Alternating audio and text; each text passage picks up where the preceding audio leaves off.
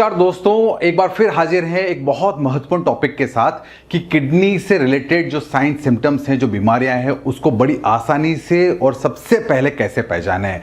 दोस्तों, किडनी हमारे शरीर में एक ऐसा अंग है जो एक बार अगर खराब हो जाए तो उसका रिकवर करना बेहद मुश्किल है। और दूसरी सबसे महत्वपूर्ण बात कि किडनी ज़्यादातर केसेस में ऐसा पाया गया है कि 30% 40% जब खराब हो जाती है उसके बाद व्यक्ति को पता लगता है कि मेरी किडनी 30-40% खराब हो चुकी है और फिर वो ट्रीटमेंट के लिए जाते हैं, तब तक बहुत देर हो चुकी होती है। तो क्या कुछ ऐसे साइंस हैं, कुछ ऐसे लक्षण हैं जिनको यदि हम समय पे पता कर लें, जिनका हम सही ट्रीटमेंट कर लें, तो हम अपनी किडनी को हेल्दी रख सकते हैं। जी हाँ दोस्तों, आज का हमारा वीडियो बहुत यूनिक होने वाला है। मैं आपको बड़ी ही आसान भाषा में ये बताने वाला हूं कि किडनी से रिलेटेड जो सिम्टम्स हैं वो कैसे कैसे आते हैं, कैसे अपीयर होते हैं, और यदि इस वक्त पर हम इन्हें पहचान लें तो हम अपनी किडनीज को बचा सकते हैं, हेल्दी रख सकते हैं। मैं अपने दर्शकों को बता दूं, जो दर्शक पहली बार इस वीडियो को देख रहे हैं, हमने एक स्पेशल डेडिकेटेड हेल्थ सीरीज बनाई है जिसका नाम है my health is my responsibility. इस सीरीज में सारे वो वीडियोज हैं जिसके थ्रू आप अपनी हेल्थ प्रॉब्लम्स को समझ सकते हैं और बड़ी आसानी से उनके सॉल्यूशंस को भी ढूंढ सकते हैं। इस पूरी हेल्थ सीरीज का जो लिंक है मैंने इस वीडियो के डिस्क्रिप्शन बॉक्स में डाल दिया है, आप उसे एक्सेस कर सकते हैं। और आज का वीडियो हम स्टार्ट करते हैं। देखिए, किडनीज को समझने से पहले सबसे पहले हमें इनके प्रोसेस को समझना पड़ेगा। किडनी हमारे शरीर में क्या काम करती है। तो ये किडनीज जो होती है हमारे शरीर में दो होती है, एक राइट किडनी, एक लेफ्ट किडनी। दोनों किडनी जो होते हैं करीब मुट्ठी के आकार की, आप अपनी मुट्ठी का आकार बनाइए और देखिए इस आकार की आपकी किडनी होती है। और दोनों किडनी जो हैं इनका एक खास फंक्शन होता है फिल्ट्रेशन। अब फिल्ट्रेशन समझाने से पहले मैं आपको उदाहरण देता हूं एक कार का। कार जब हम चलाते हैं तो हम इसमें कोई डीजल या पेट्रोल डालते हैं, ईंधन। जो ईंधन पूरी कार के इंजन में घूमता है और उसको शक्ति प्रदान करता है, एनर्जी प्रदान करता है, और हमारी कार आगे चलनी शुरू होती है। और पूरा प्रोसेस होने के बाद उस इंजन में पूरा ऑयल घूमने के बाद अब उसका बनता है धुआं, जो वेस्ट प्रोडक्ट है वो धुएं के रूप में कार के। इस वीडियो को देख रहे हैं, हमने एक स्पेशल डेडिकेटेड हेल्थ सीरीज बनाई है जिसका नाम है my health is my responsibility. इस सीरीज में सारे वो वीडियोज हैं जिसके थ्रू आप अपनी हेल्थ प्रॉब्लम्स को समझ सकते हैं और बड़ी आसानी से उनके सॉल्यूशंस को भी ढूंढ सकते हैं। इस पूरी हेल्थ सीरीज का जो लिंक है मैंने इस वीडियो के डिस्क्रिप्शन बॉक्स में डाल दिया है, आप उसे एक्सेस कर सकते हैं। और आज का वीडियो हम स्टार्ट करते हैं। देखिए, किडनीज को समझने से पहले सबसे पहले हमें इनके प्रोसेस को समझना पड़ेगा। किडनी हमारे शरीर में क्या काम करती है। तो ये किडनीज जो होती है हमारे शरीर में दो होती है, एक राइट किडनी, एक लेफ्ट किडनी। दोनों किडनी जो होते हैं करीब मुट्ठी के आकार की, आप अपनी मुट्ठी का आकार बनाइए और देखिए इस आकार की आपकी किडनी होती है। और दोनों किडनी जो हैं इनका एक खास फंक्शन होता है फिल्ट्रेशन। अब फिल्ट्रेशन समझाने से पहले मैं आपको उदाहरण देता हूं एक कार का। कार जब हम चलाते हैं तो हम इसमें कोई डीजल या पेट्रोल डालते हैं, ईंधन। जो ईंधन पूरी कार के इंजन में घूमता है और उसको शक्ति प्रदान करता है, एनर्जी प्रदान करता है, और हमारी कार आगे चलनी शुरू होती है।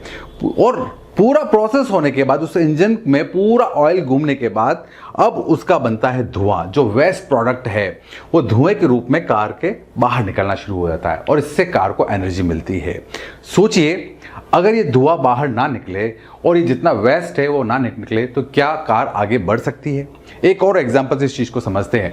आपने घरों में लगने वाला आरओ सिस्टम जरूर देखा होगा, जिसको जो हमें पानी फिल्टर करके देता है।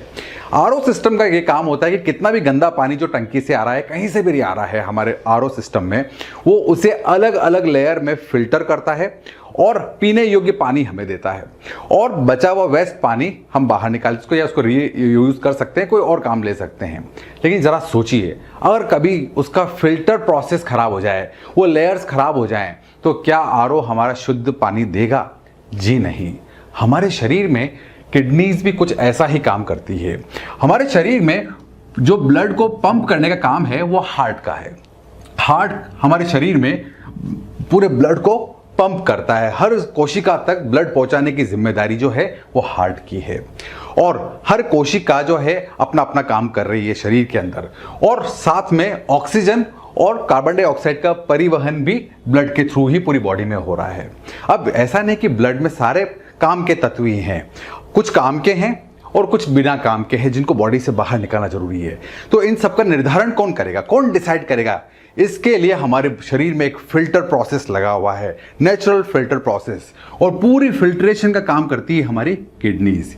यानी कि सारा खून जो है इस हार्ट का जो वो जाएगा किडनीज में, और किडनीज इसको फिल्टर करेगी और डिसाइड करेगी कि क्या बॉडी में रहेगा और क्या बॉडी से बाहर जाएगा। एक तरह का फिल्टर यहाँ लगा हुआ है। लेकिन जरा सोचिए, अगर ये फिल्टर खराब हो गया किसी भी कारण से, तो शरीर में जितने भी वेस्ट प्रोडक्ट हैं उनका लेवल बढ़ना शुरू हो जाएगा, जो आपके खून में भी नजर आएगा। इसीलिए लैब टेस्ट में अलग अलग वैल्यूज बढ़ी हुई दिखती है। किडनीज हमारे शरीर में फिल्ट्रेशन का काम करती है। 2 किडनी मिलके ब्लड को फिल्टर करती है। काम के प्रोडक्ट जो हैं वो सारे ऊपर जाते हैं, ब्लड पूरी बॉडी में फ्लो करता रहता है, और जो वेस्ट प्रोडक्ट हैं वो यूरिन के साथ, ये यूरेटर कहलाता है, और ये आपका हो गया ब्लडर यानी कि मूत्राशय, और यहाँ यूरिन के साथ बॉडी से बाहर निकाल दिया जाता है। एक बात साफ है, किसी भी तरह का कोई लीकेज हुआ, कोई समस्या हुई किडनीज में, तो वह यूरिन में बड़ी आसानी से नजर आएगी। एक बात बिल्कुल साफ है। दूसरी बात, अगर फिल्टर प्रॉपर नहीं हो रहा है, फिल्ट्रेशन बराबर नहीं है, तो जो वेस्ट प्रोडक्ट जो हैं वो ब्लड में मिलने शुरू हो जाएंगे, तो ब्लड में भी इसकी वैल्यूज आएगी। तो 2 बात साफ हो गई। किडनी टेस्ट को हम 2 तरीके से समझ सकते हैं, ब्लड टेस्ट और यूरिन टेस्ट। अब आगे समझते हैं कि किस किस तरीके से काम करते हैं। किडनी का क्या काम है शरीर में? जो पहला फंक्शन है सबसे इंपॉर्टेंट, वो है खून को छानकर पेशाब बनाना। जी हाँ, जो टॉयलेट है जो बने हमारे शरीर के अंदर, मैं आपको बता चुका हूं, हार्ट हर जगह से ब्लड को फ्लो कर रहा है, पूरे शरीर में है, और ये हार्ट हमारे दोनों किडनीज तक ब्लड को पहुंचा रहा है। अब किडनीज इसको बराबर बराबर फिल्टर कर रही है, और काम की चीजें वापस खून के अंदर, और बिना काम की चीज ये यूरेटर के थ्रू या यूरिन बन रहा है, तो इसके थ्रू यूरिन बनता है। यहां पे एक तरह का फिल्टर लगा हुआ है जिसके बारे में हम बात कर चुके हैं। तो एक तरह का फिल्ट्रेशन का जो काम है किडनी का, बहुत इंपॉर्टेंट है। दूसरा, पाचन के अपशिष्ट का उत्सर्जन यानी कि एक्सक्रीट मेटाबॉलिक वेस्ट। ये जो हमारा पार्ट है ये है लीवर। लीवर और किडनीज की जोड़ी बड़ी गजब की है। लीवर का काम है पाचन में पूरी सहायता करना, जो भी हमारी आंतें खींचती है, एब्जॉर्ब करती हैं, सारे जितना भी इंपॉर्टेंट मटेरियल, ये लीवर उसका रेगुलेशन करता है कि शरीर में कौन सा तत्व कितना रहेगा। तो काम की चीजों का पूरा नियंत्रण, होल्ड जो है वो लीवर का है। ये दोनों भाई की तरह काम करते हैं। इसका और इसकी कोऑर्डिनेशन, इनकी जुगलबंदी गजब की है। तो लीवर जो है पूरा उसका रेगुलेशन करता है पाचन का, जबकि किडनी का काम है फिल्ट्रेशन, कौन शरीर में रहेगा और कौन शरीर से बाहर जाएगा। तो दोनों चीजों का कहा, तो पाचन का अवशोषण होने के बाद ये टोटल जितनी चीजें ब्लड में जो मिल गई हैं वो आती है सारी अब हमारी किडनीज के पास, और किडनी इसको यहां पर फिल्टर कर रही है। अब एक और जो इंपॉर्टेंट पार्ट जो हमारे है किडनीज का फंक्शन है, वो 3 चीजें यहां पे बन रही है। किडनीज जो है वो एक इंपॉर्टेंट हार्मोन बनाती है जिसे हम कहते हैं इरिथ्रोपोएटिन। किडनीज बनाती हैं इरिथ्रोपोएटिन। इरिथ्रोपोएटिन का काम होता है नए ब्लड सेल्स को बनाना, रेड ब्लड सेल्स को। तो इरिथ्रोपोएटिन जो है हमारे शरीर के अंदर वो नए नए ब्लड सेल्स को बना रही है। अब मान लीजिए ब्लड सेल्स मैं यहां बना देता हूं, हालांकि इतनी बड़ी नहीं होती, हम समझने लेके बात कर लेते हैं। तो अगर इरिथ्रोपोएटिन जो है हार्मोन नए ब्लड सेल्स को बना रहा है, और हर ब्लड सेल छोटी छोटी वो कैरी करती है HB यानी कि हीमोग्लोबिन। एक ब्लड सेल में करीब 27 करोड़ जो है हीमोग्लोबिन के अणु होते हैं। इस बारे में हम पिछले वीडियो में हम बात कर चुके हैं। यदि आप ब्लड से रिलेटेड इस पूरी टर्मिनोलॉजी को और पूरे क्लासिफिकेशन को अच्छे से समझना चाहते हैं तो प्लीज़ आप हमारे उस वीडियो को देखिए, और इसका भी लिंक हमारे इस डिस्क्रिप्शन बॉक्स में मिल जाएगा जिसमें मैंने ब्लड को एक्सप्लेन किया है।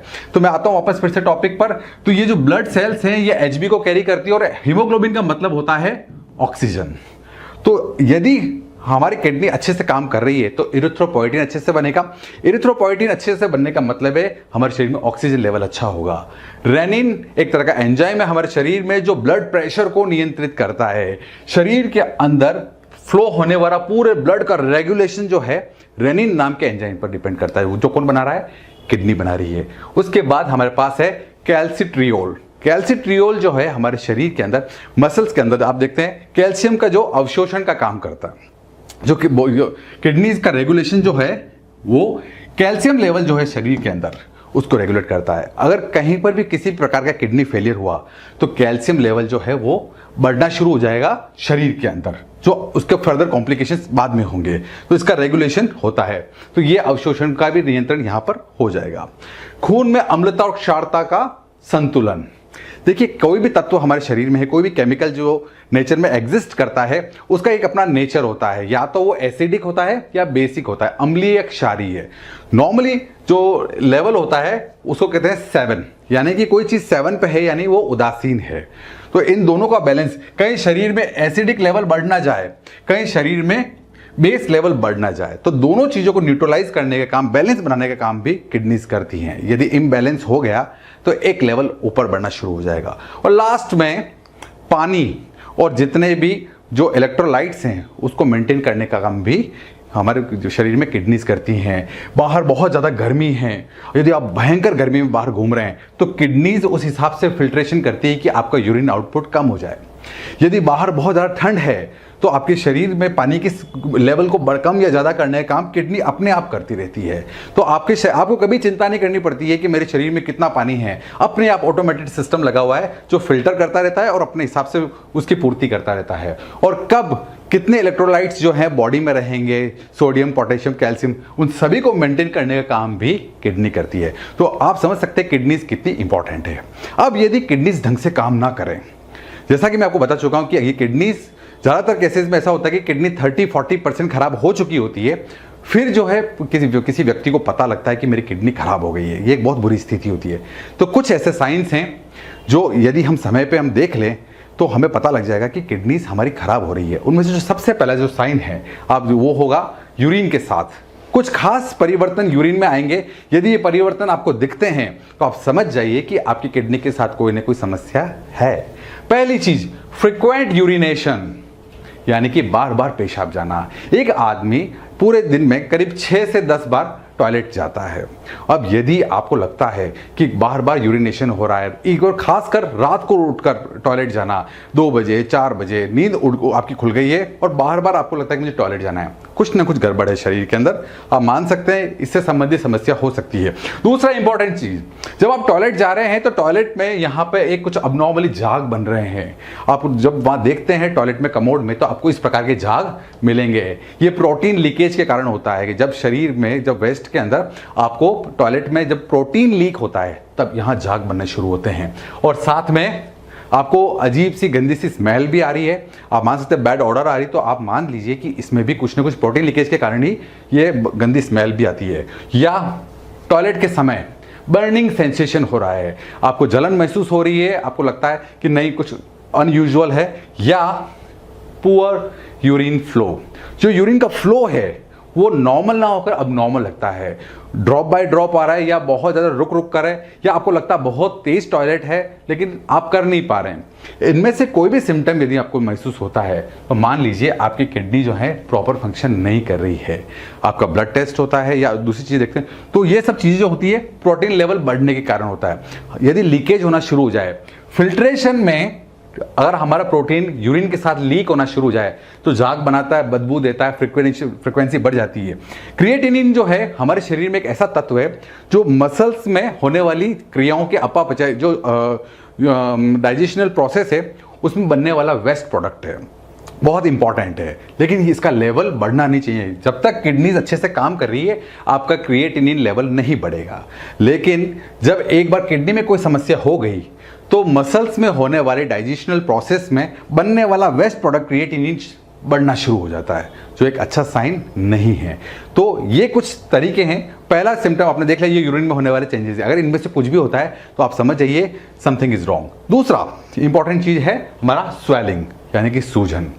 देखिए शरीर के अंदर यदि आप देखते हैं कि आंखों के नीचे कुछ पफीनेस है, यानी कि सूजन आई हुई, सुबह उठकर, खासकर जब आप सुबह उठते हैं और आप देखते हैं कांच में कि मेरी आंखों के नीचे कुछ सूजन है, या पाँव के नीचे, तो आप ये इस वाले हिस्से के अंदर आप देखें यदि सूजन आ रही है यहाँ इस तरीके से, तो आप मान लीजिए कि कुछ न कुछ गलत है शरीर में। आपका शरीर कह रहा है कि कुछ यहाँ पे हो रहा है। स्पेशली जब आप इस पे हाथ लगाएं और यहाँ गड्ढे बन जाएं, इसको पिटिंग एडिमा भी कहते हैं। और ये तब होता है जब शरीर में पानी का स्तर बढ़ जाए। मैं बड़ी ही आसान भाषा में बताने वाला हूँ, आप इसको देखकर घबराए नहीं कि यहाँ बहुत सारी चीज़ें लिखी हुई है। 2 मिनट में आप मेरी बात को समझ जाएंगे कि आखिर ये सूजन का किडनी से क्या लेना देना है। समझिए, स्टार्ट करते हैं। इसमें सबसे पहला है कि जब किडनी अपना ढंग से फंक्शन नहीं कर पा रही, यानी कि फिल्ट्रेशन नहीं हो पा रहा किडनी के अंदर, तो क्या होगा? अगर हमारी किडनी ढंग से फिल्टर नहीं कर पाती है तो हमारा सोडियम लेवल शरीर में बढ़ जाता, पूरे शरीर में सोडियम लेवल बढ़ गया है और शरीर में सोडियम फ्लूइड रिटेंशन को करता है मैनेज। तो यदि सोडियम लेवल बढ़ गया है तो हमारे शरीर में फ्लूइड लेवल, यानी कि जो तरल पदार्थ, जो पानी का लेवल है, वो बढ़ना शुरू हो जाएगा शरीर के अंदर। हमारे सेल्स और टिश्यूज के बीच में पानी भरना शुरू हो जाएगा। तो पानी की मात्रा जब बढ़ेगी शरीर के अंदर, तो अब ये सारा पानी जो शरीर में पूरा बन रहा है अब नॉर्मली, वो कहाँ जाएगा?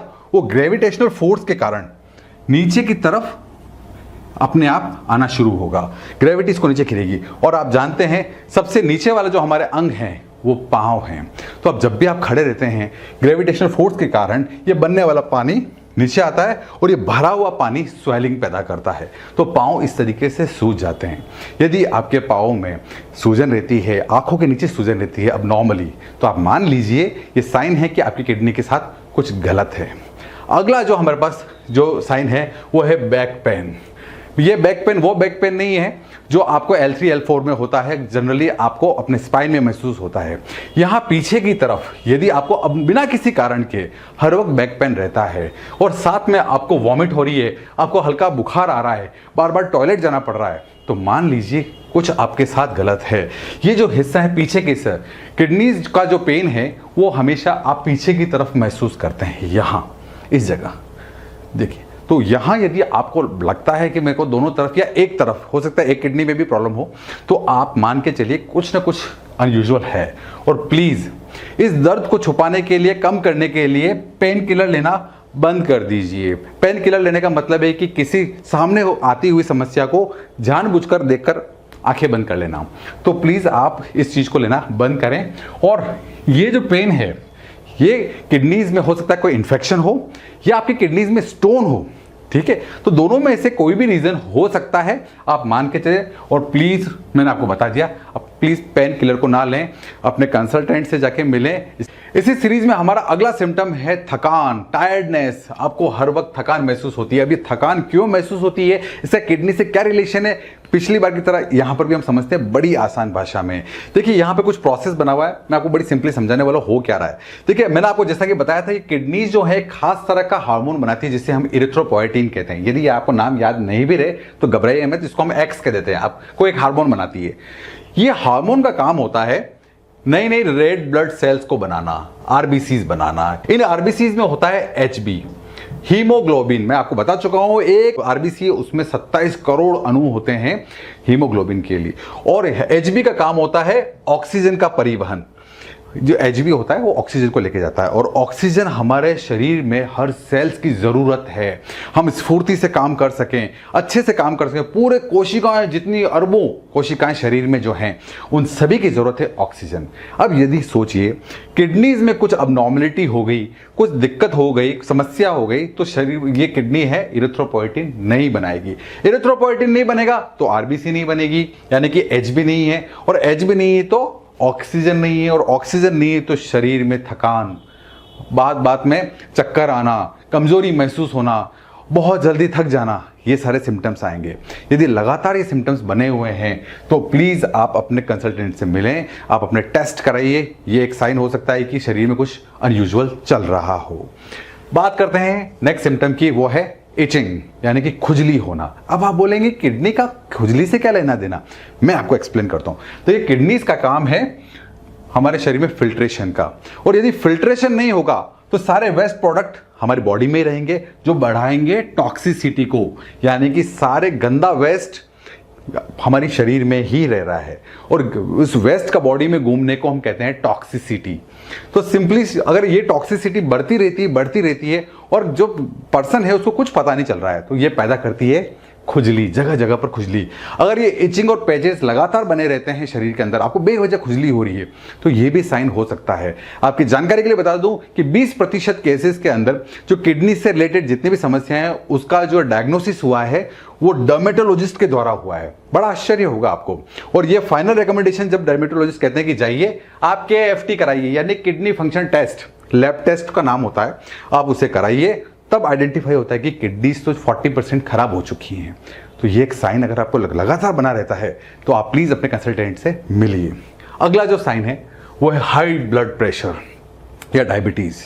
अक्सर कहा जाता है कि दो बीमारियां बहुत खराब है, ये है हाई बीपी और डायबिटीज। मैं अच्छे से एक्सप्लेन कर रहा हूं, आपको 2 मिनट में समझ में आ जाएगी कि समस्या कहां है। हाई बीपी क्या करती है? देखिए, हाई बीपी का मतलब यह है कि हमारी जो धमनियां हैं यानी कि ब्लड वेसल्स, उनमें जो बहने वाला खून है उनके अंदर दीवारों पे लगने वाला जो प्रेशर है उसे हम ब्लड प्रेशर कहते हैं। यानी कि किसी भी ट्यूब में मान लीजिए कोई पानी की नली है, उसमें तेजी से पानी बह रहा है, जो पानी उसकी दीवारों पे अंदर से जो फोर्स लगा रहा है उस फोर्स को ही हम ब्लड प्रेशर कहते हैं। अब जरा सोचिए, दिमाग लगाइए, यदि बहुत तेजी से बहुत ज्यादा प्रेशर है तो अंदर की दीवारों पर जो प्रेशर ज्यादा होगा या कम? जी हाँ, प्रेशर होगा बहुत ज्यादा। और ये प्रेशर जो ज्यादा है वो ज्यादा प्रेशर जब यहां पहुंचता है किडनी तक, तो किडनी में जितनी भी जो ब्लड वेसल्स हैं, ये देखिए यहां पे ये वेन्स हैं और ये आर्टरीज हैं, ये प्रेशर, हाई प्रेशर के साथ जब यहाँ पे ब्लड आता है तो यहाँ पर आर्टरीज और वेन्स यानी कि वाहिकाएं जो हैं वो कमज़ोर होना शुरू हो जाती है, इनकी सेल्स टूटना शुरू कर देती है और ये किडनीज अच्छे से फंक्शन नहीं कर पाती, अपना फंक्शन करना छोड़ देती है।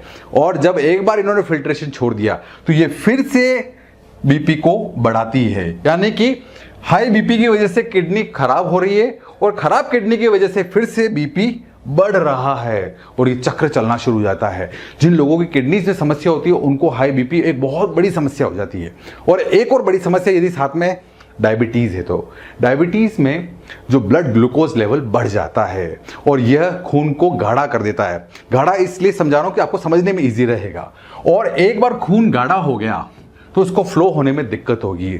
ब्लड शुगर लेवल यदि बढ़ रहा है तो किडनीज को फिल्टर करने में बहुत ज़्यादा दिक्कत आएगी, ज़्यादा कचरा आएगा, ज़्यादा दिक्कत आएगी तो किडनी पे लोड बढ़ेगा और एक बार फिर से ये समस्या बढ़ती चली जाएगी। तो आपको यदि ब्लड शुगर है, यदि आपको हाई बीपी की समस्या है तो किडनीज भी हो सकती है। एक सर्वे में बताया गया है कि ज़्यादातर केसेस के अंदर इसका कोरिलेशन है। तो यदि 2 समस्या आपको है और दूसरे सिम्टम्स भी आपको दिख रहे हैं जो हमने डिस्कस किए, तो मान लीजिए कि आपको किडनी समस्या हो सकती है। अब क्या किया जाए? क्या कोई ऐसे टिप्स हैं, कोई सुझाव हैं जिनके थ्रू हम इन सब चीज़ों को अवॉइड भी कर सकते हैं? जी हाँ, बिल्कुल। कुछ ऐसे टिप्स हैं जिनके थ्रू यदि आप पालन करते हैं तो आपको ये सब समस्याएं नहीं होगी। जिनमें से सबसे पहला है बहुत सिंपल, खूब सारा पानी पिए। कम से कम 3 लीटर पानी रेकमेंडेड है।